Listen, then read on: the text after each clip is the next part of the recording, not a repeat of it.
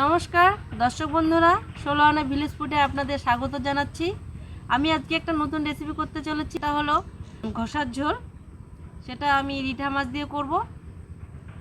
তোমরা তৈলাক্ত মাছ দিয়ে করতে পারো। আমি নিয়েছি রিঠা মাছ। এখন আমি মাছটাকে কেটে নেব।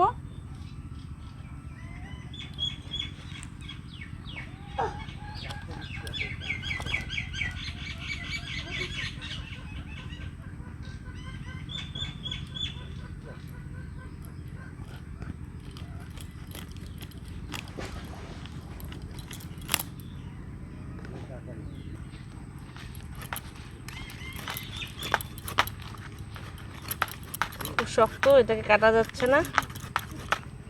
আমি দাও দিয়ে কেটে নেব।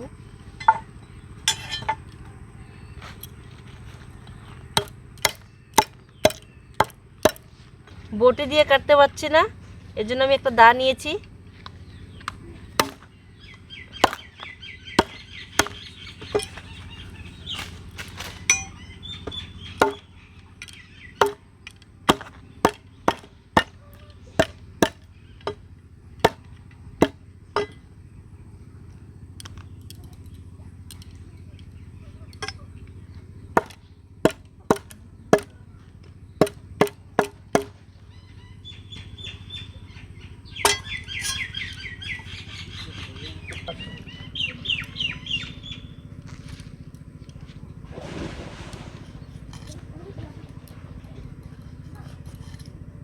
মাছটা খুব পিছলা, যেন কাটতে পারছি না।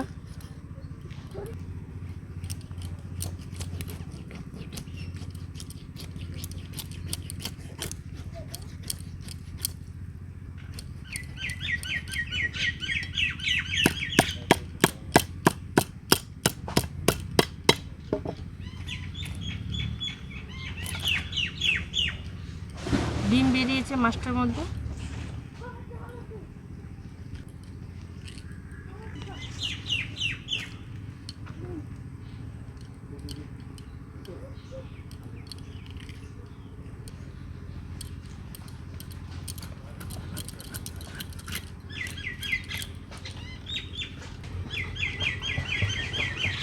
মাছগুলোকে ছোট ছোট টুকরো করে আমি কেটে নেব।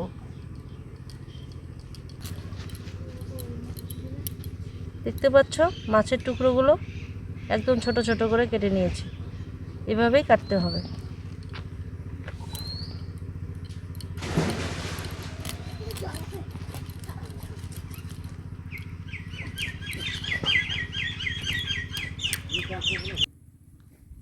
মাথাটা খুব শক্ত, দেখতে পাচ্ছ আমি কি দিয়ে কাটছি।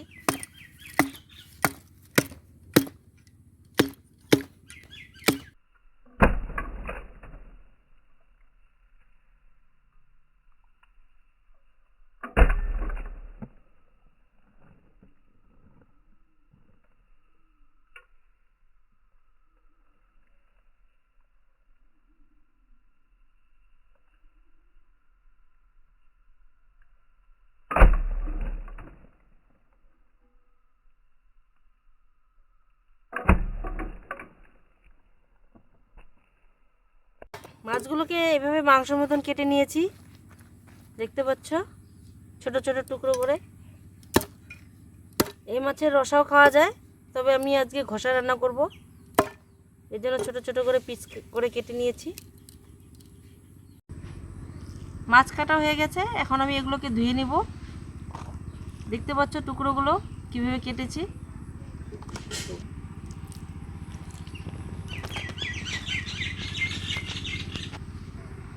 মাছগুলো এখন ধুয়ে নেব।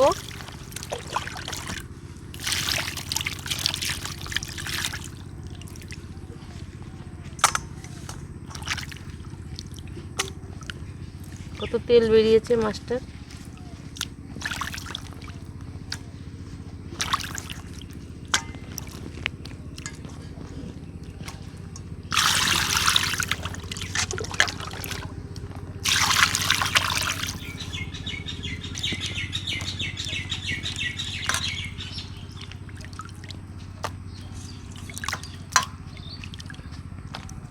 দেখতে পাচ্ছ আমি মাছ ধুয়ে ফেলেছি। এবারে আমি চলে যাব উনানের কাছে। আমি এখন উনানের পাড়ে চলে এসেছি। আগে আমি উনানটা ধরিয়ে ফেলেছি, ভিজা ছিল তাই। আর আমি ঘষার ঝোলের জন্য যেসব উপকরণ আমি নিয়েছি তা আমি বলে দিচ্ছি। রিঠা মাছ নিয়েছি ছোট ছোট করে কেটে, দুটো আলু, লঙ্কা আজকে বেশি পরিমাণ লাগবে কেননা এটা ঝাল হলে খুবই ভালো হয়, হলুদ, তেল আর লবণ, বেশি উপকরণ লাগবে না। দেখে নাও আমি আলুটা কিভাবে কাটছি।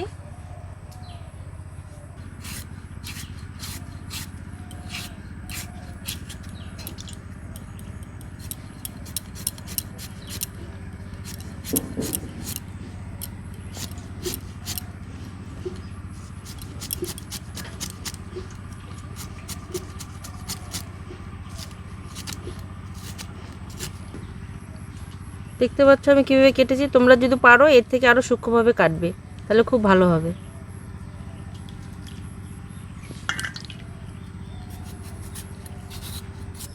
আমরা যেভাবে বাড়িতে ঝুরি আলু ভাজা কাটি সেইভাবে কাটবে।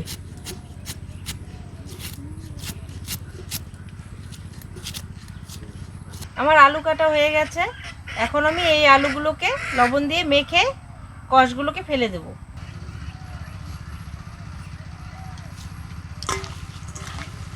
লবণ দিয়ে মেখে নেব। এরপরে আমরা এর কষটাকে ফেলে দেব।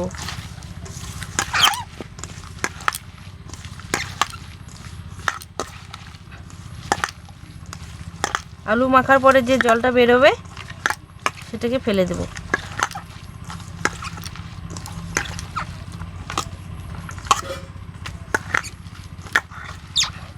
আমার আলু কাটাটা বড় বড় হয়েছে, তোমরা চাইলে এর থেকে আরও ঝুড়ি ঝুড়ি করে কাটবে।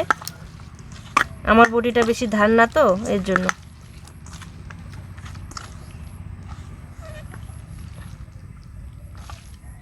এবারে আমি এই আলুগুলোকে মাছের উপরে দিয়ে দেব।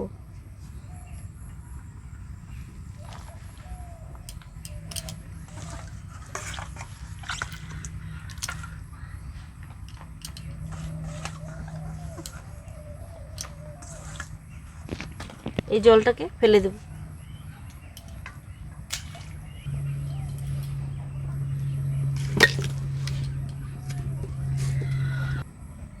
এবারে আমি সব উপকরণ দিয়ে মাছগুলোকে মেখে নেব।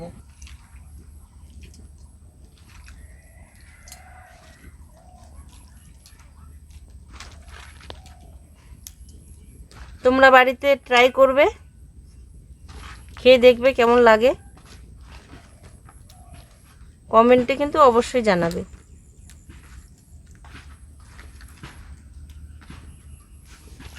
এবারে আমি এর মধ্যে লবণ দিয়ে দেব।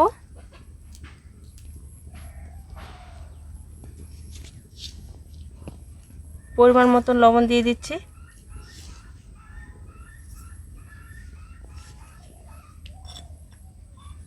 হলুদ দিয়ে দেব পরিমাণ মতন। বেশি টকটকা কালার করব না, এটা হালকা হলেই ভালো লাগে।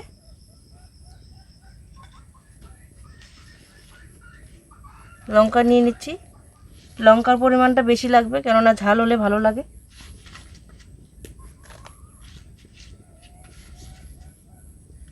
আমি এখানে 20-25টার মতো লঙ্কা নিয়েছি। এবার এগুলা ভাঙবো।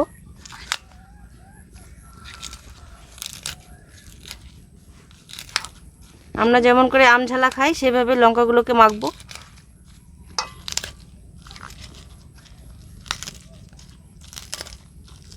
তোমরা চাইলে শিলপাটাতে বেটে নিতে পারো, তবে এভাবে মাখলেই স্বাদ হয়।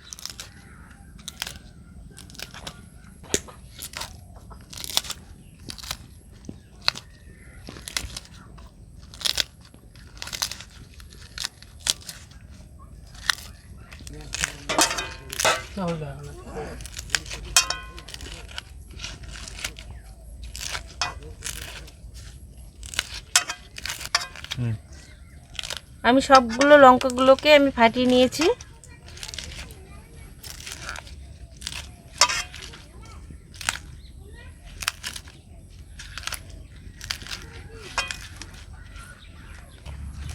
লঙ্কাগুলো ফাটানো হয়ে গেছে। এবার আমি তেল দিয়ে কষিয়ে মাখবো। তেলের পরিমাণটা বেশি লাগবে।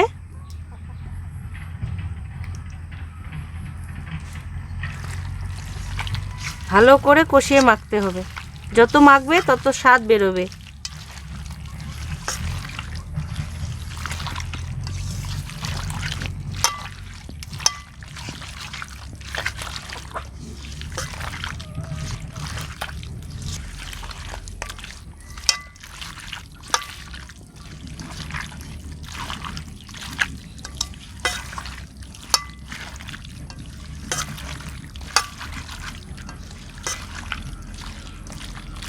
তোমরা যেভাবে বাড়িতে মাংস কষাও সেইভাবে কষিয়ে নেবে। খেয়ে দেখবে দুর্দান্ত স্বাদ।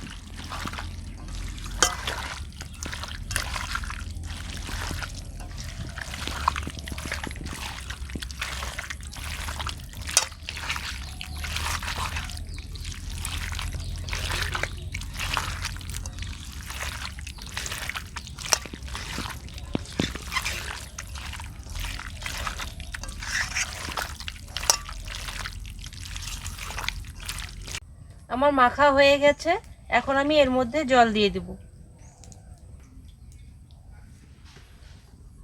জল দিয়ে দিচ্ছি পরিমাণ মতো।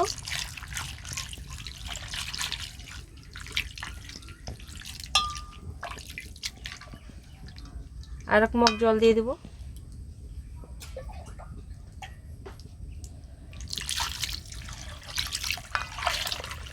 কালারটা থাকবে হালকা।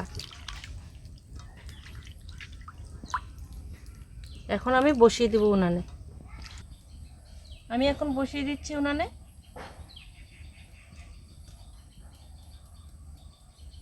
অল্প আছে এটাকে জাল করতে হবে। এখন আমি এটাকে ঢেকে দেব।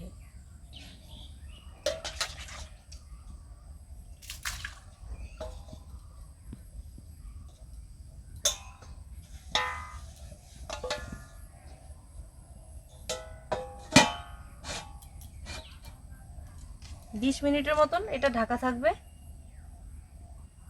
বন্ধুরা, আমার পুরো ভিডিওটা দেখবে প্লিজ প্লিজ প্লিজ। এখন থেকে নতুন কোনো ভিডিও আসার আগে তোমরা শর্টসে জানতে পারবে বা দেখতে পারবে। 10 মিনিটের মতন হয়ে গেছে, এখন দেখে নেব কেমন হয়েছে।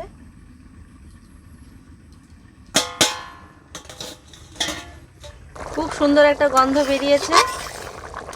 আর মাছটাও দেখি সিদ্ধ হয়ে গেছে নাকি।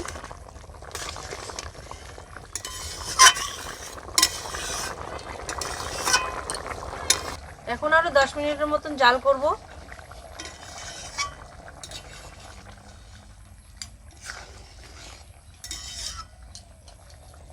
খুব সুন্দর একটা গন্ধ বেরিয়েছে, খেতেও খুব ভালো লাগবে।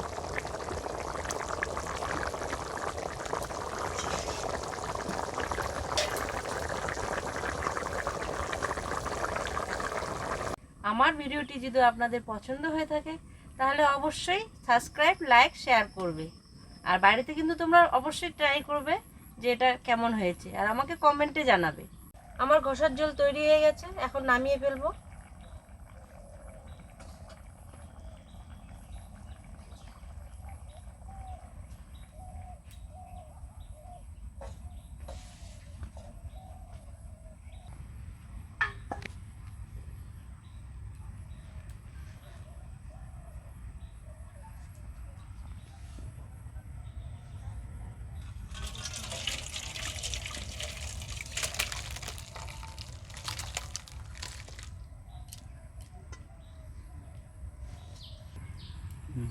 দেখতে পাচ্ছ বন্ধুরা, খুব সুন্দর কালার এসেছে।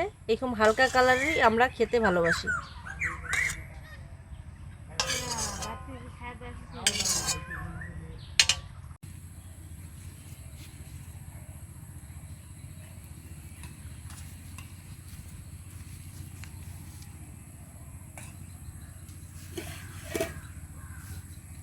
নাম বলতে হবে না।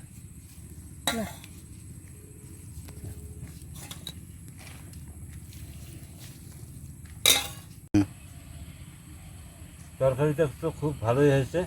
আর একটু দেবো? দাও।